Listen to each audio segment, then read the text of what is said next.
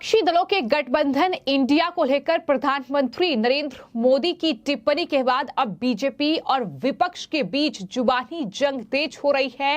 कांग्रेस समेत तमाम विपक्षी दलों के नेता अब प्रधानमंत्री पर हमलावर नजर आ रहे हैं, लेकिन बीजेपी भी पलटवार करने में चूक नहीं रही है। नमस्कार, स्वागत है आपका द न्यूज पर। मैं हूं आपके साथ शिप्रा सैनी।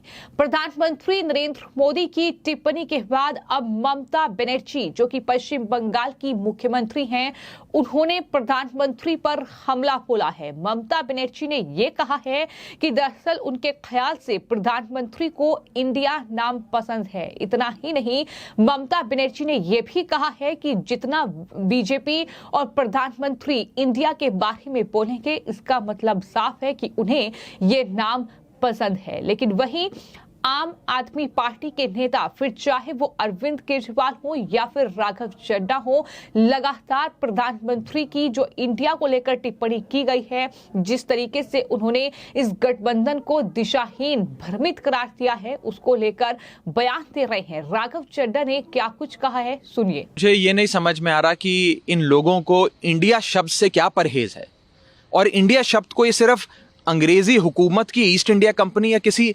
आतंकवादी संगठन इंडियन मुजाहिदीन से ही क्यों तोल कर देख रहे हैं, या क्यों उस परिप्रेक्ष्य में ही इंडिया शब्द को देख रहे हैं। ये लोग भूल गए हैं क्या कि हमारे देश का नाम इंडिया है, जिसमें एक संविधान है जिसे कॉन्स्टिट्यूशन ऑफ इंडिया कहा जाता है, जिसमें एक सरकार है जिसका नाम गवर्नमेंट ऑफ इंडिया है, जिसके मुखिया प्राइम मिनिस्टर ऑफ इंडिया कहलाते हैं, देश की सबसे बड़ी नागरिक, पहली नागरिक जिन्हें प्रेसिडेंट ऑफ इंडिया कहा जाता है।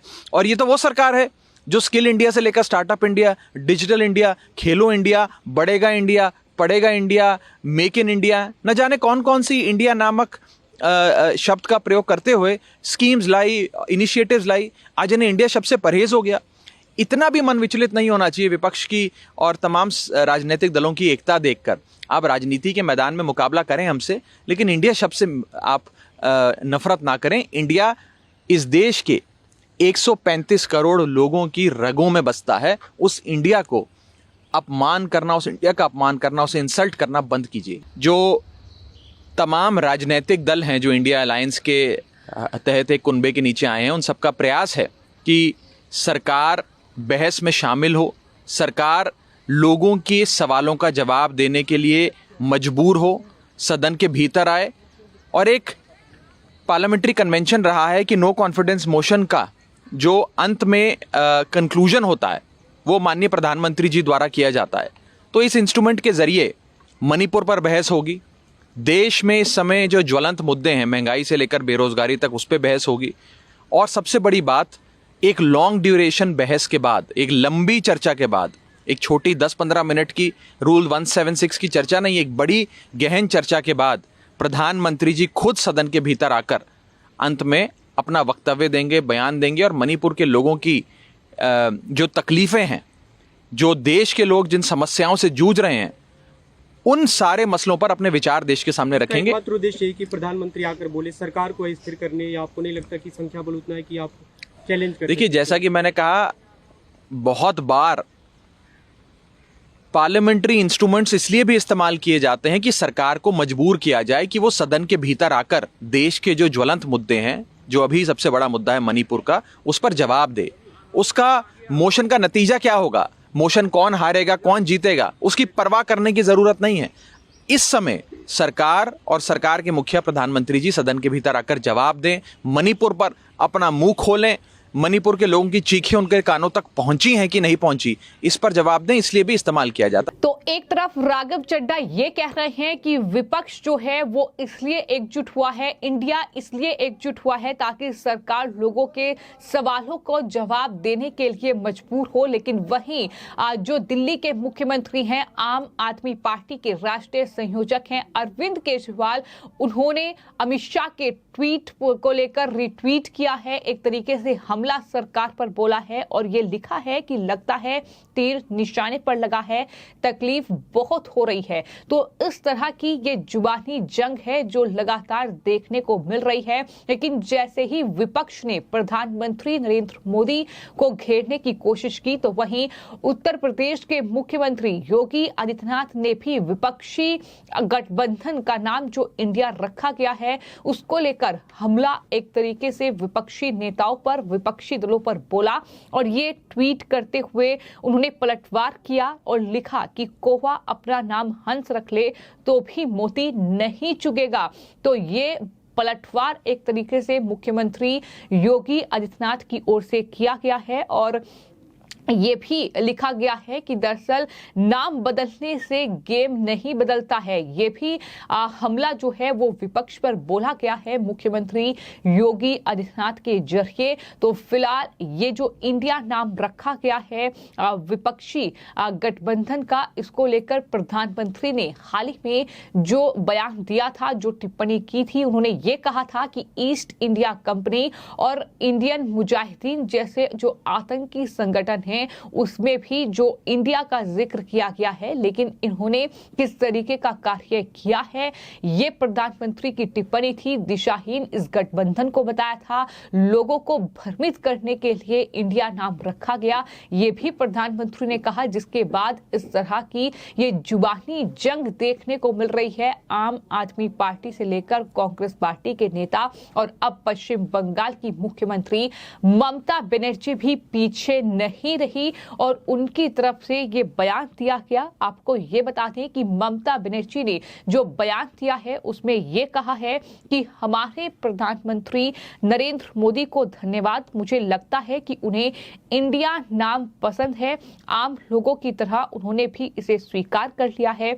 जितना अधिक वो नाम के बारे में बुरा बोलेंगे उतना ही अधिक वो इसके प्रति अपनी पसंद को साबित करेंगे। तो ये ममता बनर्जी का पूरा बयान है जो उन्होंने प्रधानमंत्री नरेंद्र मोदी की इस टिप्पणी के बाद दिया है। ममता बनर्जी ने न्यूज एजेंसी पीटीआई से बातचीत करते हुए ये कहा कि राजभवन में राज्यपाल सीवी आनंद बोस से मुलाकात की, उनके साथ बैठक की और उसके बाद ममता बनर्जी ने ये कहा कि बीजेपी विपक्षी गठबंधन के बारे में जितना गलत बातें करेगी उतना ही वो इसके प्रति अपनी पसंद को साबित करेगी। ये ममता बनर्जी ने पलटवार किया है। लेकिन वहीं उत्तर प्रदेश के मुख्यमंत्री योगी आदित्यनाथ ने भी विपक्ष के इस गठबंधन के नाम पर हमला बोला है, तंज कसा है और जो ट्वीट उनकी तरफ से किया गया है उसमें लिखा है कि कौवा अपना नाम हंस रख ले तो भी मोती नहीं चुकेगा। अमावस्या की काली रात को पूर्णिमा का नाम देने से वो शीतल और प्रकाशवान नहीं हो जाएगी। यही नहीं, मुख्यमंत्री ने यह भी कहा कि नाम बदलने से इनका मूल स्वभाव नहीं बदलेगा, इनका गेम प्लान नहीं बदलेगा। इंडिया नाम लगा लेने से आत्मा और संस्कार में रची बसी विभाजनकारी सोच और भारत विरोधी दृष्टि समाप्त नहीं हो जाएगी। इस तरीके से बड़ा हमला मुख्यमंत्री योगी आदित्यनाथ की ओर से इस विपक्षी गठबंधन, इसमें जो दल शामिल हैं, जो नेता शामिल हैं, उन पर यह हमला बोला गया है। तो जिस तरीके से प्रधानमंत्री ने ये विपक्षी दलों के गठबंधन का नाम जो इंडिया रखा गया है उस पर जब तंज कसा, उन्होंने ये कहा कि ईस्ट इंडिया कंपनी में भी इंडिया है और इंडियन मुजाहिदीन में भी इंडियन है। सिर्फ नाम रख लेने से क्या होता है। पीएम मोदी के इस बयान के बाद राहुल गांधी ने भी ट्वीट किया था और ये कहा कि आप हमें जो चाहे बुलाएं लेकिन हम इंडिया हैं। ये राहुल गांधी का ट्वीट था।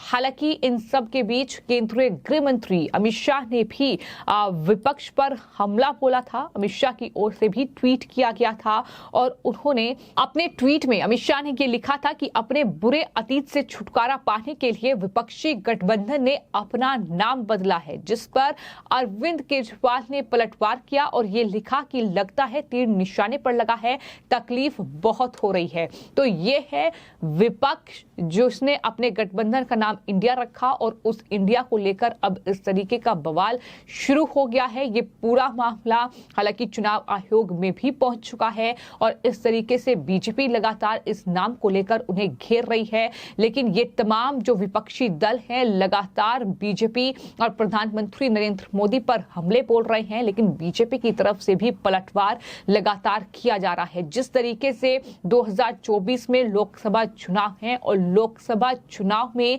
प्रधानमंत्री नरेंद्र मोदी को हराने के लिए विपक्ष के ये 26 दल हैं जिन्होंने गठबंधन किया है और इस गठबंधन का नाम इंडिया रखा है। हालांकि इसको लेकर विपक्ष के ये तमाम दल मुश्किल में फंस चुके हैं, चूंकि इंडिया नाम रखा गया है जो कि कानूनी तरीके से अगर बात की जाए तो ठीक नहीं है और जाहिर तौर पर प्रधानमंत्री नरेंद्र मोदी ने हमला बोला और जिस तरीके से ये लगातार आम जनता भी कह रही है कि इंडिया नाम रखने से कोई देशभक्त नहीं हो जाता, क्योंकि किस तरीके की गतिविधियां जो हैं, जो दल इसमें शामिल हैं, कई ऐसे दलों की रही है जो कि देश विरोधी गतिविधियों में शामिल रहे हैं, जो कि देश के खिलाफ बयानबाजी करते हैं, जो देश की छवि को अंतर्राष्ट्रीय स्तर पर खराब करने का काम करते हैं। तो यही वजह है कि लगातार बीजेपी इस नाम को लेकर अब विपक्ष पर हमलावर है और यही वजह है कि इस तरह की प्रतिक्रियाएं जो हैं, इस तरीके का जो रिएक्शन है वो देखने को मिल रहा है, जहां